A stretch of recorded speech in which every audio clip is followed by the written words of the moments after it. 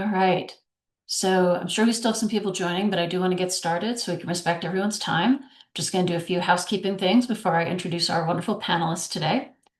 So I want to welcome everyone to today's webinar, which is around year-end direct mail, because believe it or not, 'tis the season.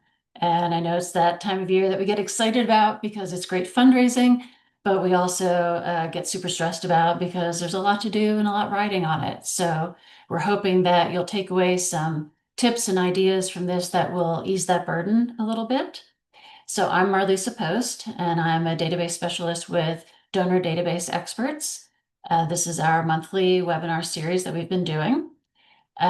We do have the question and answer section open, so please feel free to ask questions as we go, and we do try to get to all of those.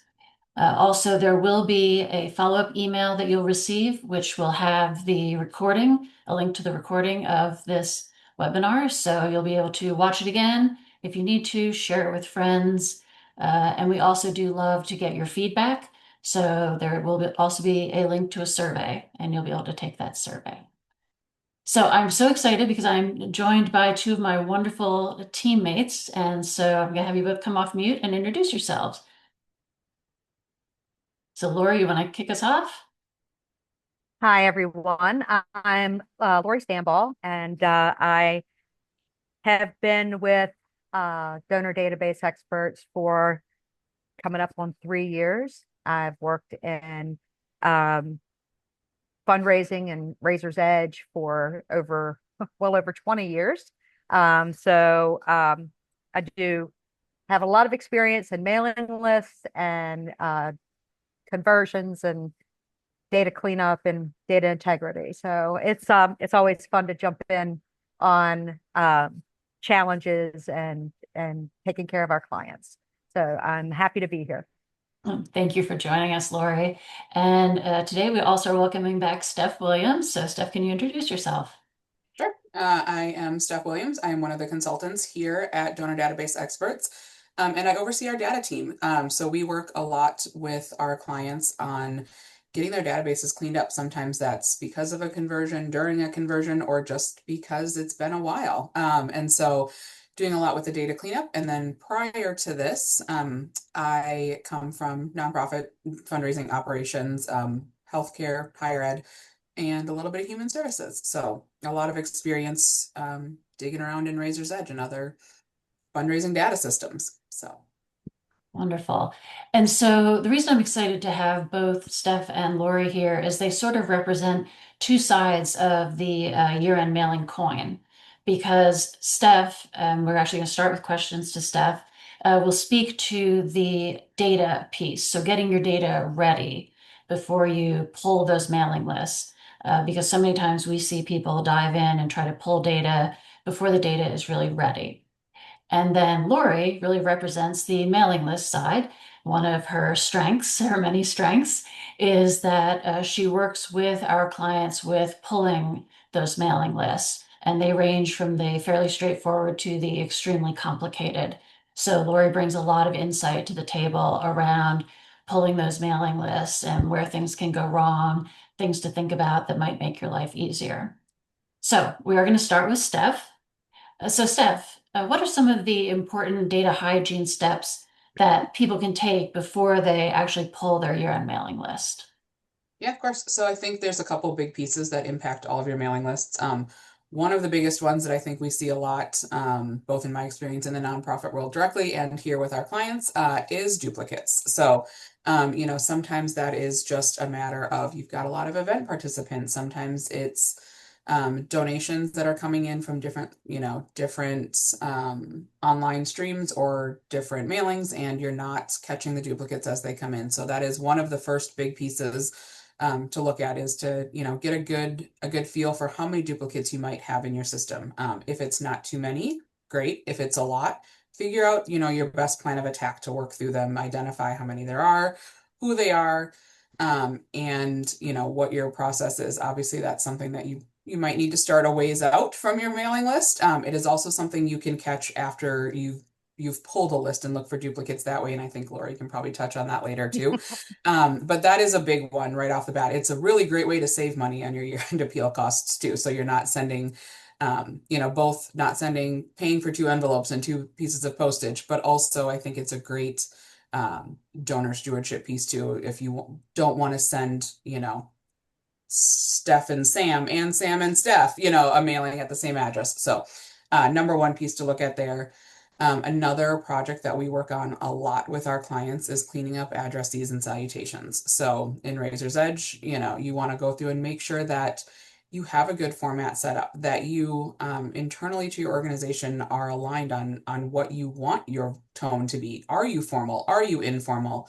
Are you only using titles if it's, a doctor or a judge or something like that? Or are you always using Mr. and Ms. and Mrs.? So just getting aligned on what you want that to be so it is a consistent tone.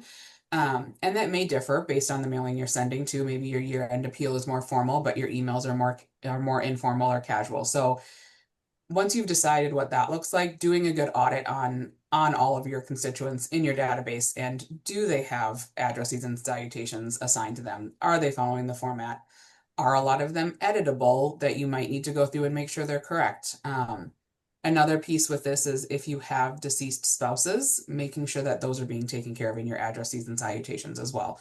And likely being removed unless, every once in a while you have a donor that wants them to stay on. So just making sure that you're honoring what the donors want to and how they want to be addressed. And then solicit codes, making sure those are completely up to date. Sometimes it is having your individual fundraisers review their portfolios for those solicit codes. Are they still accurate? Are they outdated? Have they been updated to those people who have said, hey, stop mailing me every year or only send me a mail, and ask at the end of the year. So those are the, kind of the big pieces that are going to impact whether or not someone ends up on your mailing list and if they have the right information on them. And then if your mailing list is also going to include an email piece, make sure you're checking for your emails, especially if you're emailing out through NXT. Make sure that you've got your primary emails coded correctly, the actual, the primary email checkbox, which is kind of the driver of everything in NXT emails right now.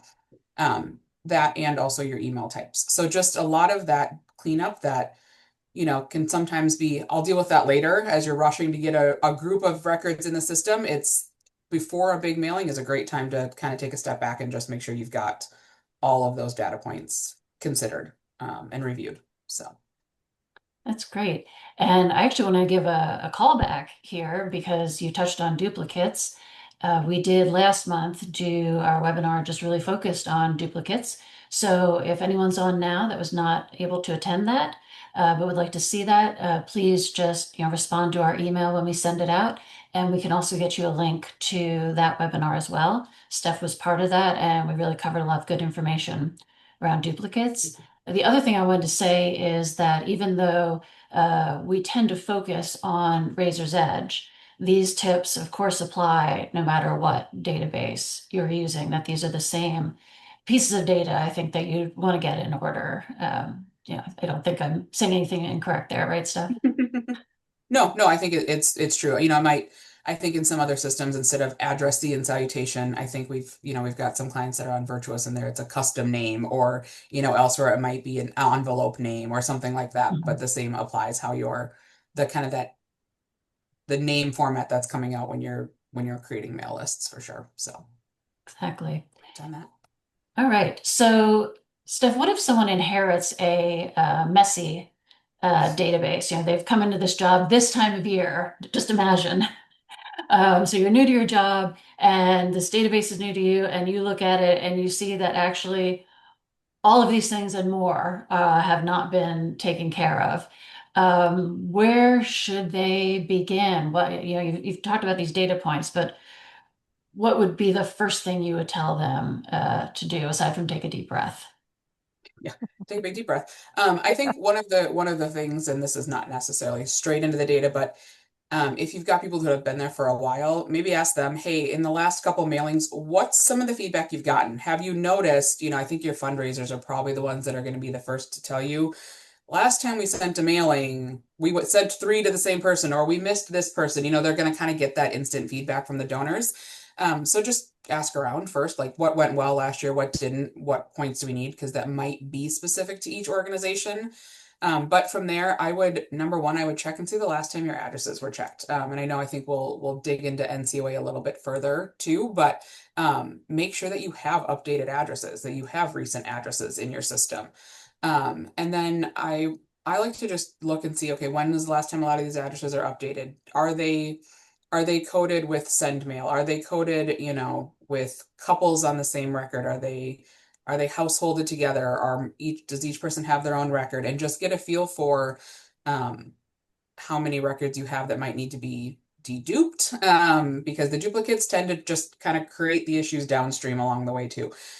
So that's where I would start, and just kind of a quick, maybe pull a mail list, your first check of a mail list, and start digging through and seeing where the issues might be. I think Lori can speak to this really well, but when we are contracted with a client to pull a mailing list, usually that's when we start to find out where all these data points are that we really can help them clean up. So sometimes it's just a matter of pulling a rough draft of your mail list and working your way through and see, is it the zip codes that really need a lot of help? Is it the formatting? Is it, are the addresses, are some of them street? Are some of them ST? Are they all capital? Are they, where are the formatting, kind of inconsistencies happening?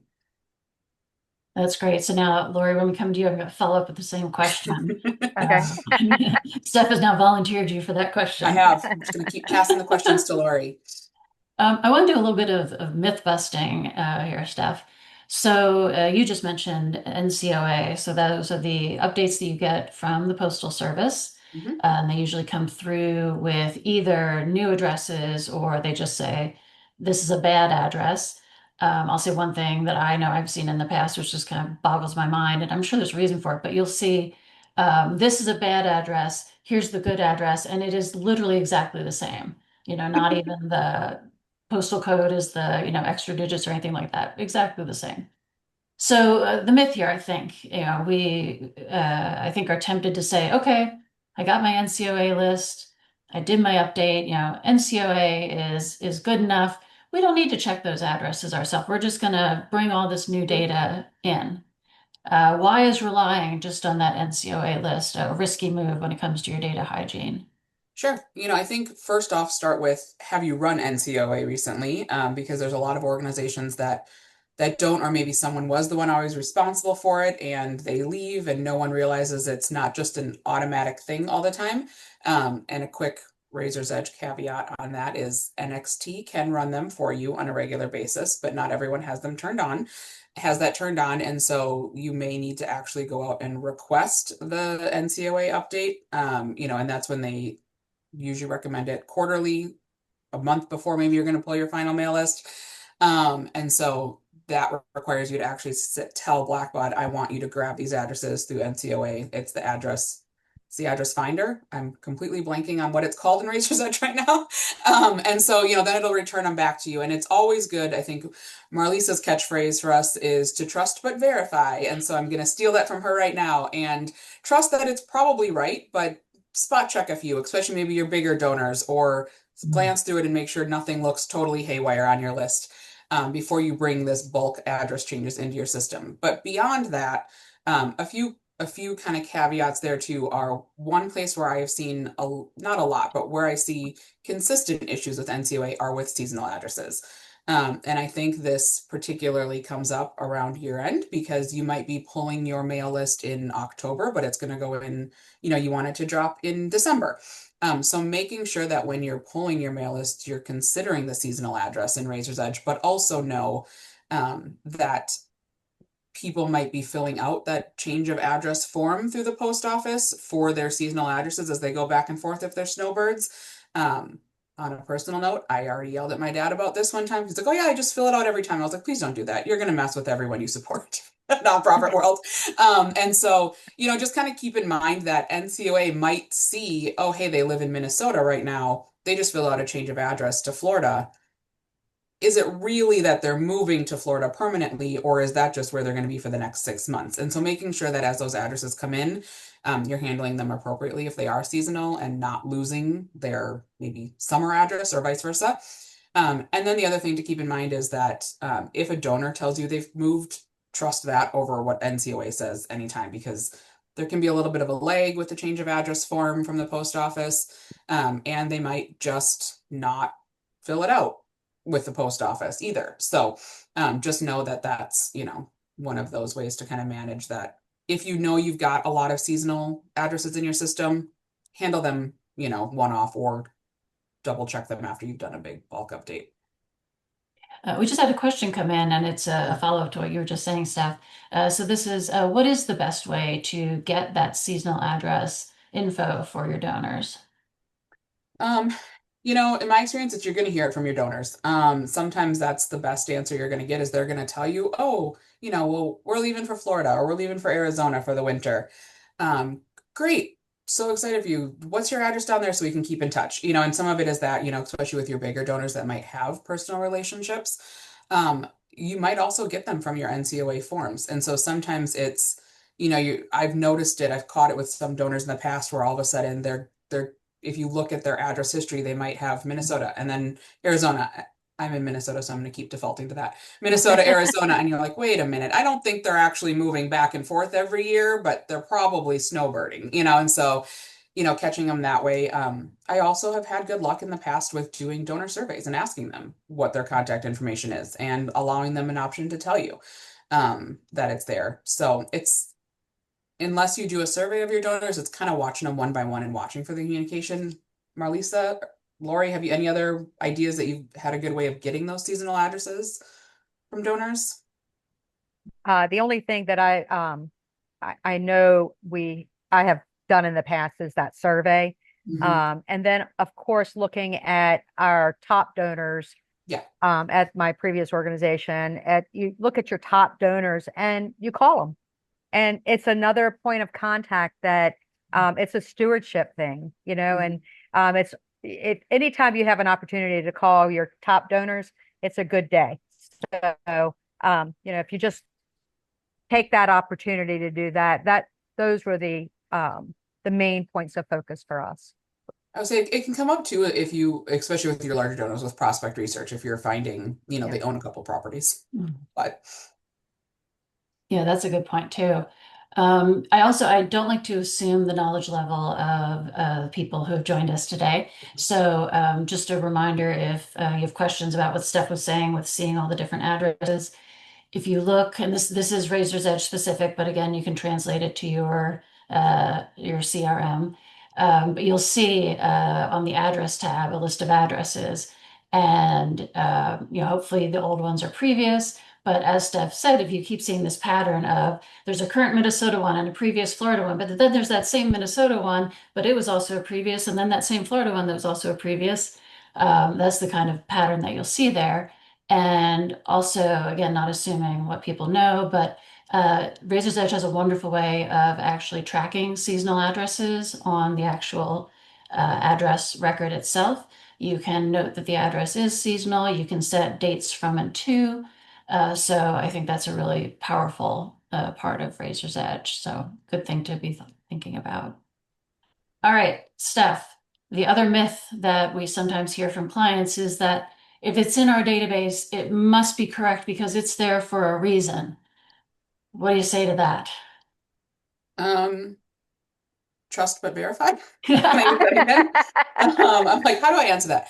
So, I think that's the same thing. Sometimes it's look at when it was added. If it's an address, you can see both the start date. If you want to dig further, you can see when it was added. And it's just knowing why data or how data is getting into your system too. So it might be, old addresses from an event registration a long time ago and that nothing's been updated since then. It could be, maybe something was on there and it was tracked for, I don't know, an employee campaign 5 years ago. So just know that, understand why and how the data got into your system. But the data that's in there is only as good as the people entering it um, and how recently it was added and things like that. So I think especially true with solicit codes and like the do not mail solicit codes. making sure that internally to your org, you have a really good understanding of what that means and why they are added. One of the things we always recommend is if you put a big, one of those high level solicit codes on, do not mail, do not solicit, you also add a note explaining when and why that was added. Sometimes it might be, you have someone who just thinks no one else should talk to them except me. I don't want them to get, a bulk mailing. Well, maybe 5 years later, you've got a new database manager and they're saying, okay, this means don't ever talk to this person. It says do not contact. And so understanding what those codes mean, doing a review of those. I think that's the big one is just understanding how the data got in. Also know that it amazes me sometimes that donors don't spell their address correctly, that they miss a digit. I hate to say that, but they spell their name wrong, they're typing faster, it autofills, maybe I've had it happen to me. I go to buy something online and it autofills my sister's address because I sent her a present, last week. And so again, just checking, that everything looks right and understanding where it came from. So I think that's the big piece of it too. I think that idea of future proofing your Mhm. database is so important that people don't think about it, documenting for the people 5 years down the road, 10 years Yeah. down the road who aren't going to know why you maybe marked something X, Y, Mhm. and Z. I think that's a huge point. All right, last question, Steph, for now. What is one underrated data point that you think people don't consider when they're thinking about mailings, especially maybe around segmentation? Ooh, I didn't have this on my prep. That Threw makes me off guard you a here. curveball. I actually have that one. I wanna You're next. I wanna hear Lori's answer too while I think about it. Okay, all right. So we can throw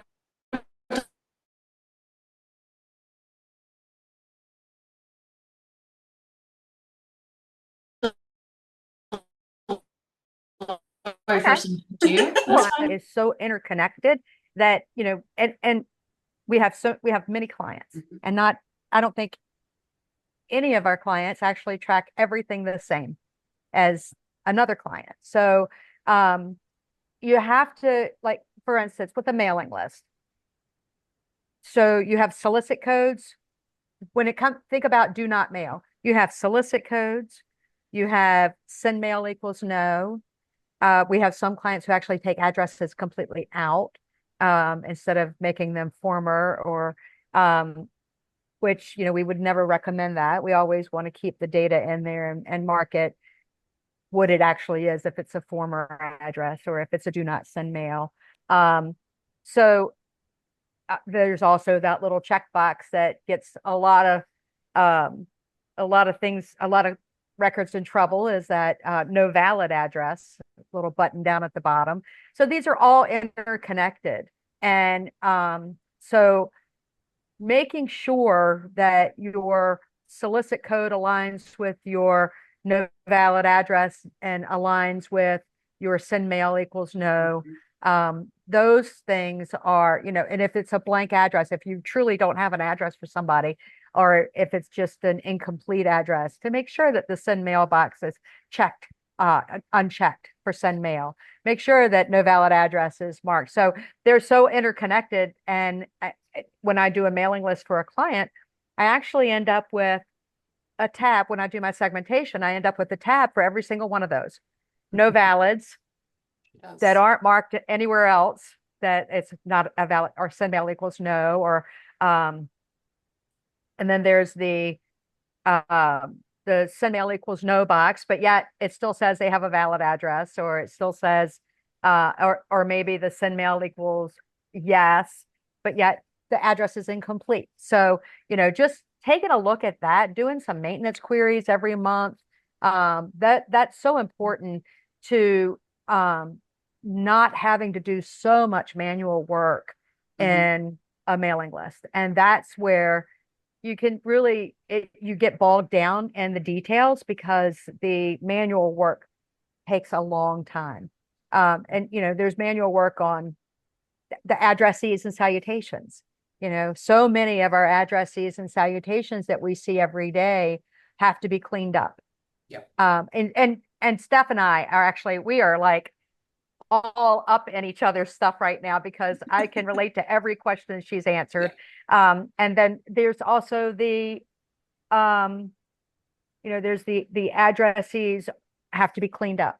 So the addressee might be Mrs. Lori Stanball, and then the salutation still says Lori Stanball. Well, that's not a true addressee. That's Mhm. Lori or Mrs. Stanball should be the addressee. So just doing those maintenance queries on your emails, on your addresses, on your solicit codes, all of those data points is so important. And then you have to also consider where else is the client keeping the data?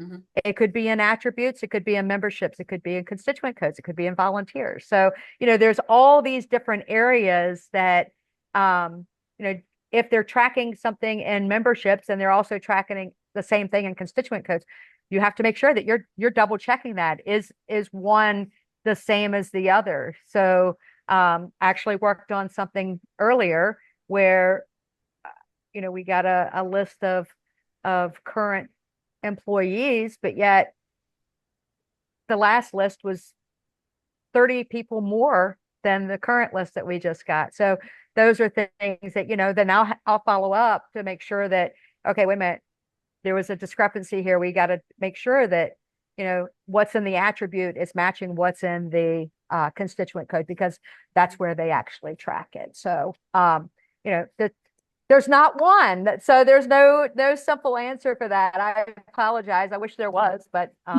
it's just too many data points to make sure you have to look at.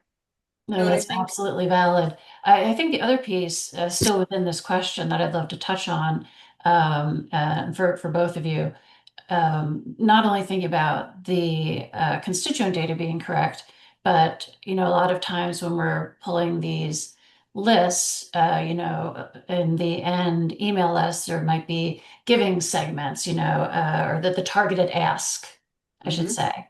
And so there, having the total giving, yep. or the giving, divided out by the last 5 years. So the gift picture being correct so you can hit that targeted ask correctly is so important.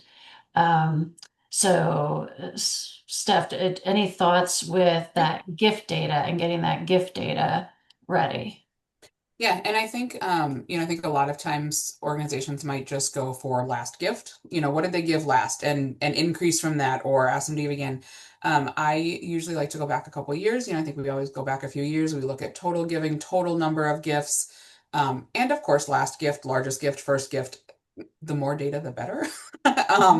It sometimes gets overwhelming, but and I think it's also important to look at maybe their largest donation or their most recent gift isn't their most significant engagement with the organization either. So if you have a volunteer, if you have a board member, if you have staff, if you have, something like that too, make sure that you're considering that in, whether to include them in a list or how to segment them out.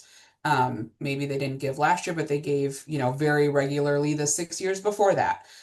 So just kind of looking at their as much as you can, the whole picture of the donor and what their giving history is and what their engagement level is with you, to make sure that asking them, you're not asking them for too little. No one really is going to get offended that you ask them a little bit more than they might be able to give.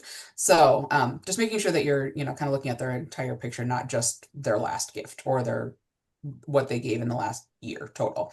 So I think that's great. Laura, do you have any follow-up on that? So that was pretty um close to what my answer is. I think that we tend to look at the previous 5 years of giving, and that is a standard that we would always recommend for any type of mailing. Look at your previous 5 years of giving.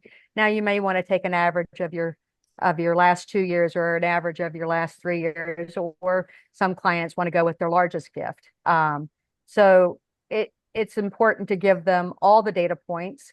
And one of the things that I've learned too, when we are preparing mailing lists for our clients, is that, and I also learned this in my previous life, is that the person asking may not have thought about this. So it's always important for us as the consultants to say, well, have you thought about this? Or, or throw it in there and let them, throw it in that export for them and let them have that data. So just because they may say, okay, I only want 2 years of data of giving, 2 years of giving, we're going to give you five. We're going to give you those 5 years of giving because, I can't tell you how many times I've had a client say to me, well, we only want a year, well, or we only want 2 years, and then realize that that list is going to be much smaller than what they were expecting, and then say, oh, well, now I want to go back 4 years, so they're adding to it. So we try to give more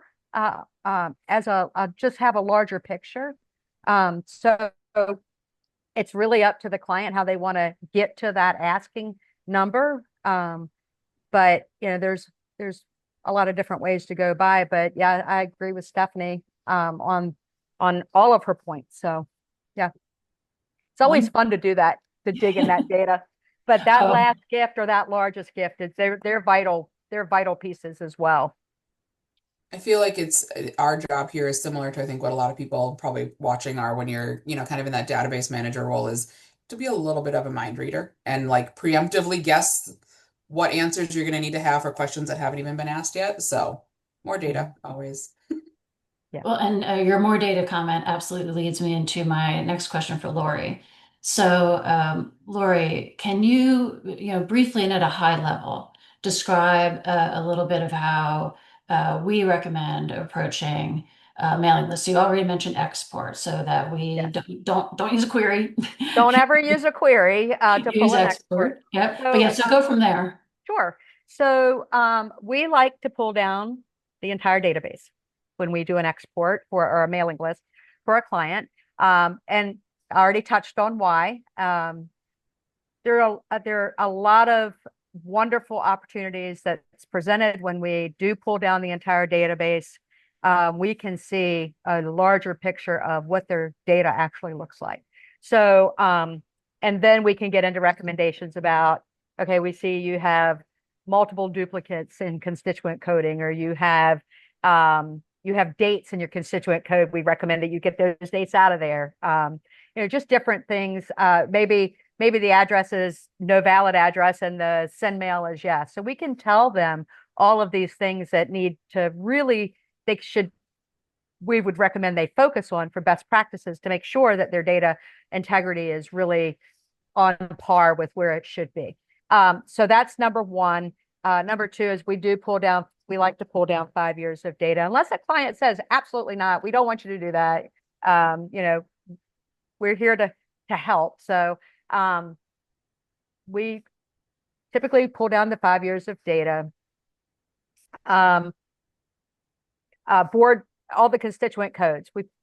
We'll pull them pull all the constituent codes in, because inevitably they might end up saying, "Oh, I forgot to mention, I want all the board members also to receive it, even if they don't qualify for the criteria." Or I want to take the employees out. So there are different things like that. So we do pull down the 5 years of giving. We do pull down the deceased, the no valids, and the inactive records, and um, request no email. There's because of all that, if they decide they want to do an email mailing, then okay, well, we've got that coding. And we pull down all those those solicit codes as well. So in the send mail, some of our clients like to see that country.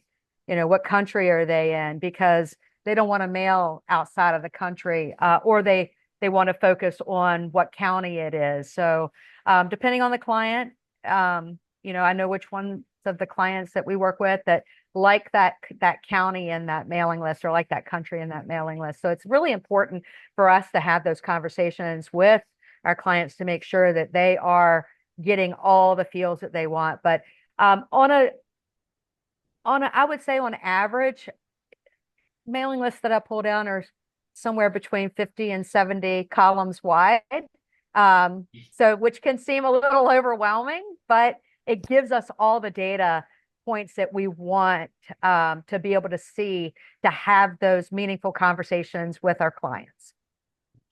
And I have two follow-ups. So the second one, I will tell you before I ask you the first one. The second one is going to be more about the practical working with that data. But my first one is, You mentioned that we pulled down the entire database, and I feel like I heard some audible gasps from the audience. Um, but I think, as you touched on, it's kind of it leads you to some hidden treasure. Oh, yes. So can you talk a little bit about the results that you've experienced with clients when, okay, you look at the last time they did a mailing and the results they got, and then when you actually take a much bigger view, how does that actually impact the results of the mailing this time around? Sure. So I can think of one especially fulfilling project that I worked on. We had a client that engaged with us, and it was so wonderful to meet them and talk about their data. And they just wanted it, they invited me to jump in and offer solutions and suggestions about, well, what would you do? How would you want to see, how would you want to do this mailing? And it was actually a year-end mailing. And so I told them what I recommended, which was nowhere near what they had previously done. And so I wanted to focus on the last 5 years of giving. And they were focused on another area of the database to utilize that information. So I recommended mine. They were like, well, let's go for it, So they did. And they did it the way we suggested, and the results were phenomenal. They said it was the best year-end mailing they had ever done, the best results in the history of the organization. So that was really fulfilling and exciting that, they they heard me, they listened, and they got to celebrate that, and now they've completely switched gears, and that's how they focus now on their mailing list. So that's just one client and one mailing. But they have moved forward with that, um, using that as a template, for all their future mailings. And but it's wonderful to see the success from that. So others, I can say that, just cleaning up the mailing list, the data points, like I've mentioned, the addresses, the solicit codes, the match, and doing all of that, it actually cuts down on the amount of time when they do request us to do another mailing. It cuts down on the amount of time, which inevitably cuts down on the price they're having to pay because there's a fee for the time allotted to do it the right way. And we don't shortcut. We don't halfway anything. So we do it the right way. And they have seen the impact by better data integrity and less billable hours later on with future mailing lists, and really a better understanding of their data too, especially if they're doing their own cleanup, then they are in the nitty gritty. We do some of the cleanup for many of our clients, because they just don't want to allot the time for their staff to jump in and do that. And we can do global changes, and we can really knock it out for them quickly. So that's beneficial for them. Others want to be more hands-on. But yeah, they're seeing better data for future mailings, and which means less returned mail, less aggravated, or less likelihood of aggravated donors that, I told you not to send me mail, or things like that. And why do you have my deceased wife on here? She died 3 years ago. And, so just cleaning up that data is so vital to keeping your donors happy, and, or your prospects happy. So, the less likelihood of offending anyone, the better for the organization. So that was a long-winded answer, wasn't it? No, that was great. Well, I think you touched on another really important point too, though, because, for people who are joining us who, this is a project they need to take on themselves in-house, this can still result in lower costs because if you have cleaned up that data, gotten rid of your duplicates, really sorted out the people who shouldn't be on the mailing list, but maybe you have been mailing to anyway, your mailing costs will go down. as well. So, even for people who are going to be doing it themselves, they can see some real savings, which I think is important. Yep. So my next question, Lori, still related to the actual process. So you've exported an entire database into a 50-column Excel spreadsheet. So at a high level, can you tell us now what? Sure.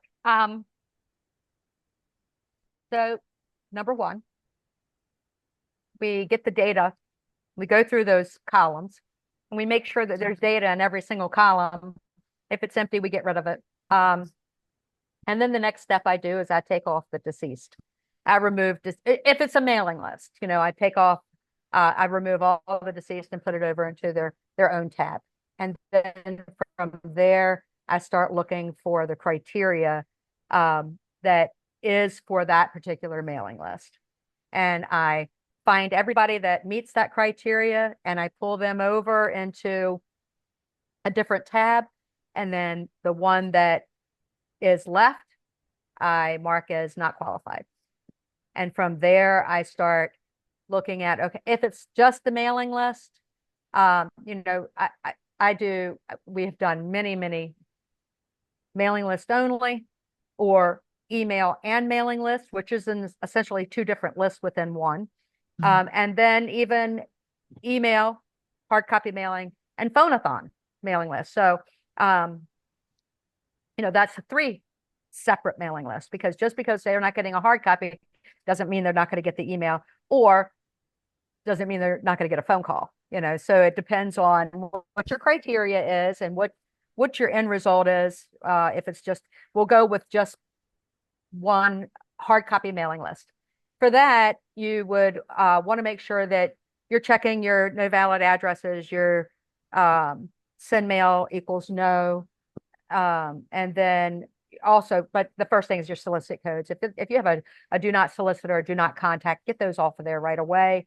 You don't want the opportunity for that to sneak in or you forget to take that out. And then now you've got a mad donor or an angry donor because, how many times do I have to tell you not to mail to me? So you want to make sure you're looking at your solicit codes. You want to make sure that you're looking at your no valids, your inactive records, your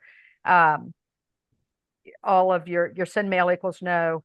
And then from there, you want to look at, okay, let's see, are there any duplicate addresses in here? And, I've worked on mailing lists where I found 10 duplicate addresses, and then I've worked on ones where I've found 300. So, and you also have to remember when you put that conditional formatting on for that column, it doesn't pick them all up.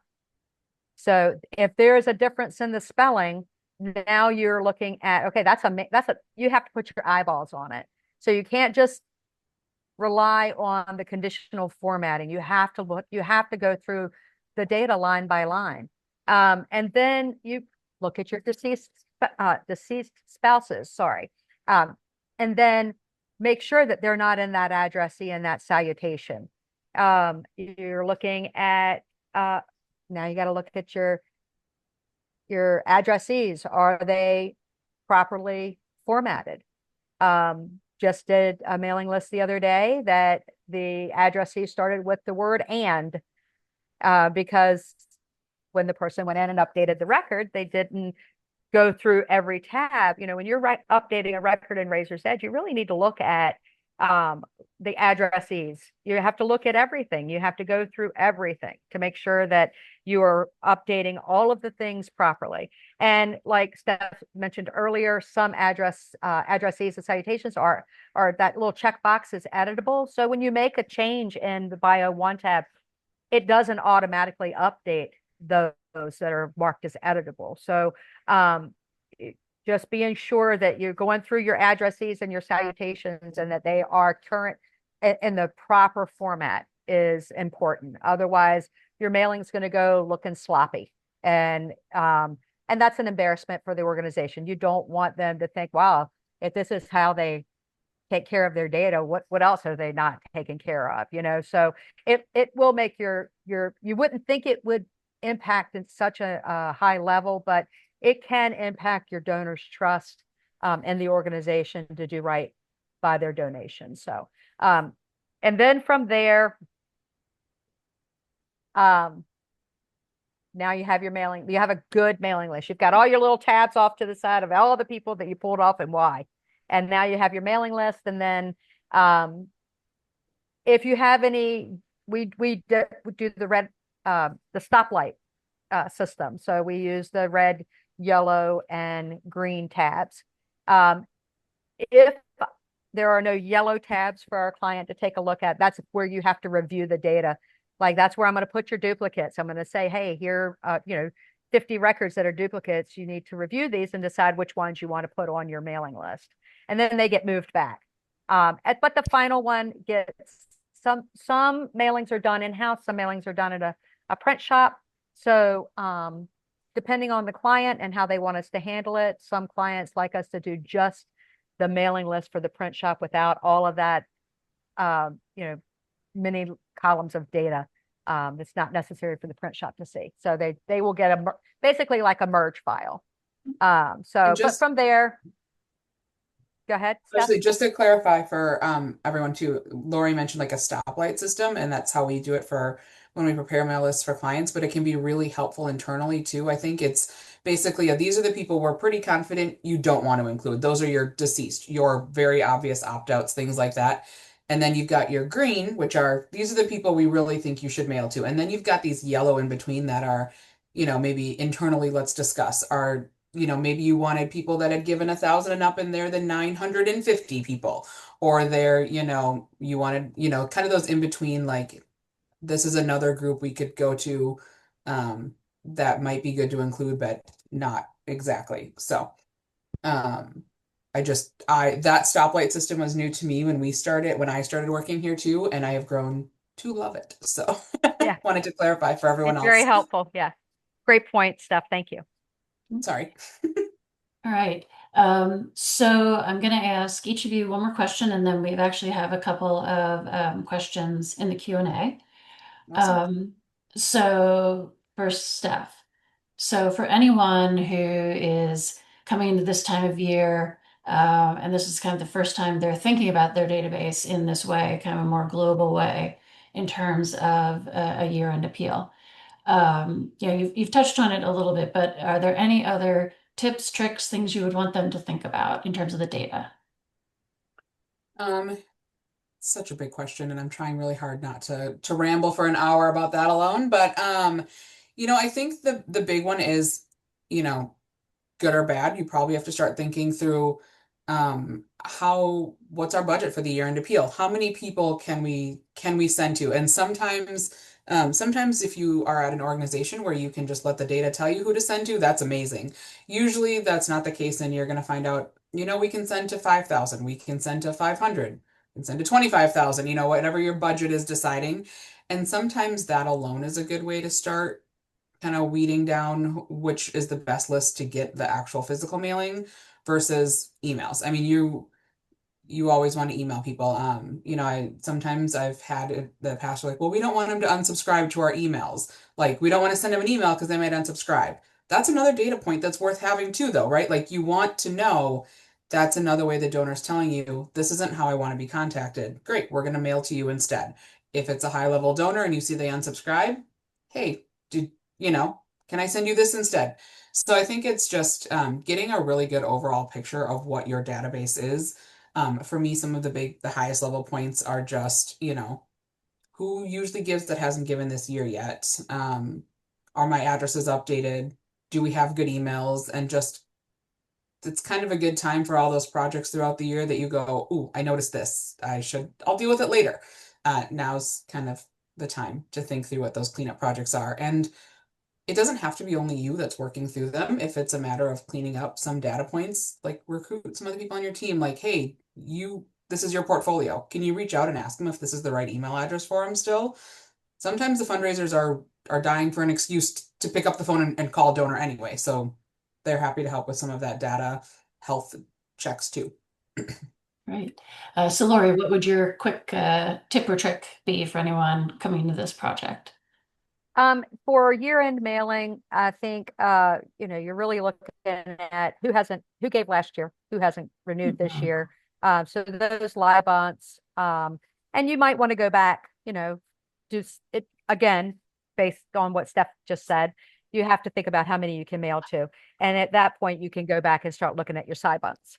They gave some year, but not last year, not this year. But and another big one to remember too is, who do you want to exclude?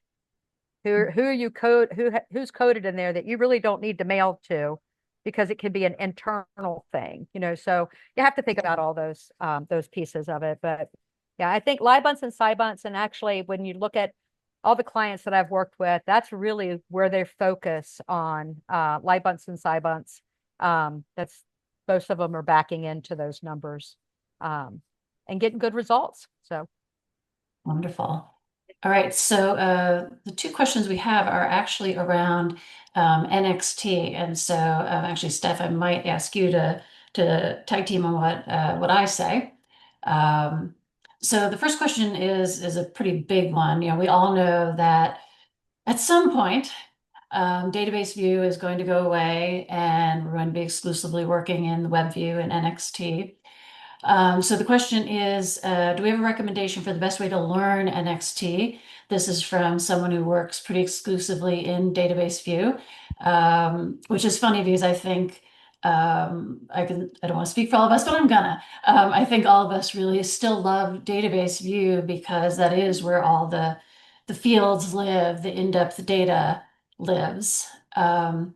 I think Blackwell keeps pushing that date back about when they're going to really sunset it, but this is a great question because we do need to prepare for it. So my recommendation for the best way to learn NXT, first of all, I've learned the most by just kind of getting in there and getting my hands dirty, playing around, poking around. I do think that some of the knowledge base articles are actually very helpful.